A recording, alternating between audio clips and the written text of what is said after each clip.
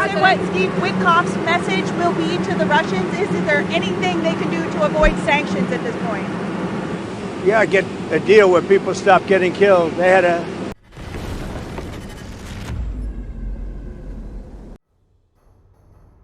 Russian forces attempted to storm the Hoptivka checkpoint on the Ukrainian-Russian border in the Kharkiv region, but were repelled, according to Vyacheslav Zadorenko, head of the Derhachiv City Military Administration. Zadorenko said Ukrainian troops had successfully pushed back the Russian assault and that the checkpoint remained under the control of Ukraine's defense forces. Rumors circulated by Russian propagandists about the alleged capture of the checkpoint do not reflect reality, he said. Zadorenko confirmed that an attack had taken place, but it had ended in failure for the Russian side. According to him, troops from the 58th Separate Motorized Infantry Brigade killed more than 10 Russian soldiers during the fighting, while several dozen others retreated across the border into Russia. He added that the information had been released due to growing public concern over the situation at the checkpoint. Russia has relocated a significant portion of its transport aviation to the east due to the threat of Ukrainian strikes. This observation was made by user Athene Noctua on the X platform, based on a comparison of recent satellite images of transport aviation airfields. According to the author of the analysis, air bases that fall within the potential strike zone of Ukrainian drones have seen a notable reduction in the presence of transport aircraft. In Pskov, where a large number of Il-76 aircraft had been based, their near-total disappearance has been recorded. In Tver, mostly non-operational An-22 aircraft remain. According to Sentinel-2 satellite data, Russian aircraft are now relocating almost daily to make detection and destruction more difficult. Additionally, the author of the analysis provided figures on Russia's military transport aviation, noting that the main workhorse of tactical military aviation, Il-76, remains in service with over 120 aircraft. Other types of aircraft, such as An-124 Ruslan, An-12, and An-22 Ante, have around 10 units of each type currently in service. The author of the analysis emphasizes that conducting another operation similar to the Spiderweb operation could significantly impact logistics and the pace of supplying modern missile systems. This approach is far more effective than costly defensive measures aimed at intercepting the missiles themselves. Disrupting logistics is a direct blow to Russia's strategic flexibility, as transport aviation is used to carry various systems, such as Iskander and their missile armaments. Constant relocation of equipment complicates the support of offensive capabilities. For Ukraine, this is an opportunity to limit Russian missile attacks at the preparation stage, rather than in the air. Successful continuation of strategic strikes on transport logistics could have consequences no less serious than attacks on warehouses or airfields.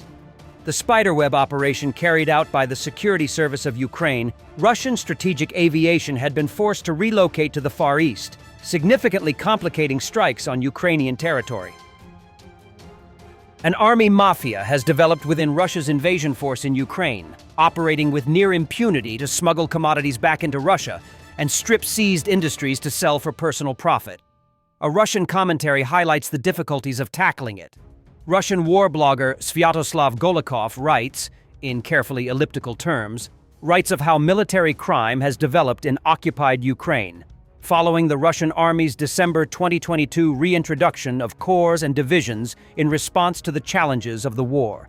He writes that a stable symbiosis of local-driven entrepreneurs and those same anonymous northerners was formed on the occupied territory, providing a very reliable protection, literally roof, for entrepreneurial initiatives, from sawing up equipment from frozen production facilities and military equipment for scrap metal to smuggling coal, fuel, and lubricants and military equipment into the adjacent territory.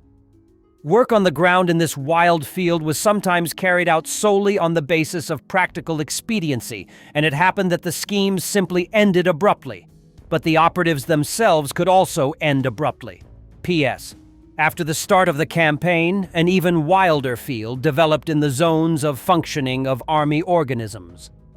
There are many problems in tackling what he calls the question of control over the actions of the command staff. criminal commanders may be shielded by corrupt employees of the DVKR, military counterintelligence. But even if not, investigators face severe challenges. There are simply not enough investigative operatives.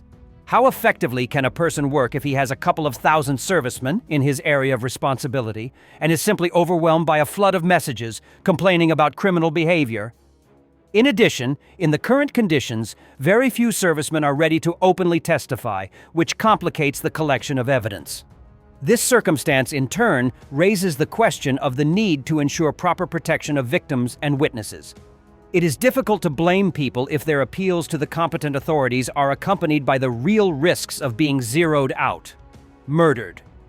Plus, it is far from always that an ordinary operative on the ground is able to overcome the army system of corporate bail, especially if we are talking about shoulder straps with big stars. A person may well have a weighty evidence base on his hands, but the case goes into the format of an intercorporate behind-the-scenes joust at high levels, i.e., it becomes internal political, and the green light simply based on the fact of having such an evidence base may simply not be obtained. Finally, another important point: is the safety of the operatives themselves properly ensured? If an army mafia is growing in a unit or formation, a person on the spot who honestly took on the investigation of particularly sensitive episodes may suddenly end up dead before a special group arrives to fawn over the defendants. Is it surprising that in such a situation someone turns a blind eye to some things? Russian forces failed to hide their 152mm 2A36 Gyatsin B gun near Kupiansk from the drones of the 14th Brigade.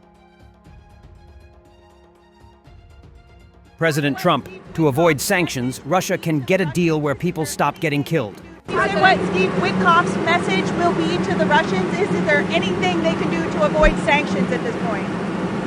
Yeah, get a deal where people stop getting killed. They had a number that just came out that a tremendous number of Russian soldiers are being killed.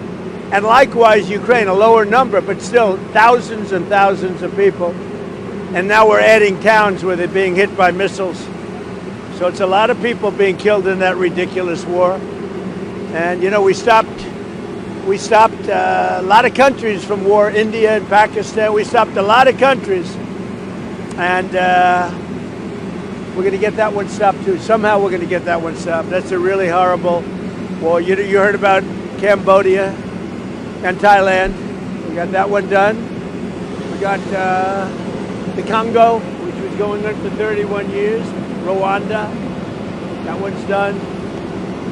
We stopped a lot of wars. This is the one we seem to be, this should be the easiest to stop, and it's not. I mean, Rwanda and Congo were going on 31 years and I got it stopped. 8 million people dead, at least. That's what they have, but I think the number is much higher. And the leaders of each country, Rwanda and the Congo, they were great. They were great, and they wanted it stopped. 31 years it went on. We stopped a lot of wars. Serbia, Kosovo was going to be happening, and I don't believe it will now, so we stopped that one too. Poland is set to have more tanks by 2030 than the UK, Germany, France, and Italy combined, after Warsaw signed another multi-billion euro deal with a South Korean defense company to procure additional K2 tanks.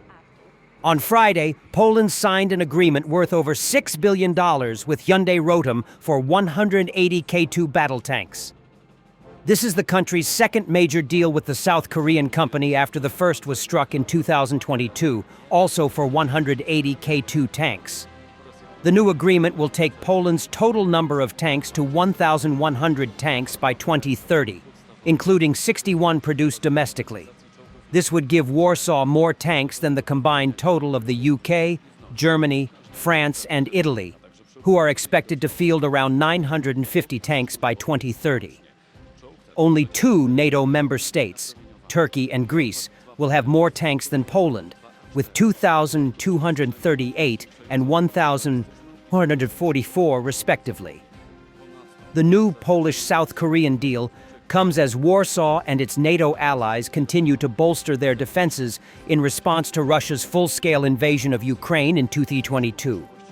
Galvanized by Russia's ongoing aggression in Ukraine, Warsaw has rapidly accelerated its military modernization efforts. As a leading advocate for increased NATO defense spending, Poland, which borders Ukraine, Russia, and Moscow-aligned Belarus, has allocated 4.7% of its GDP to defense in 2025.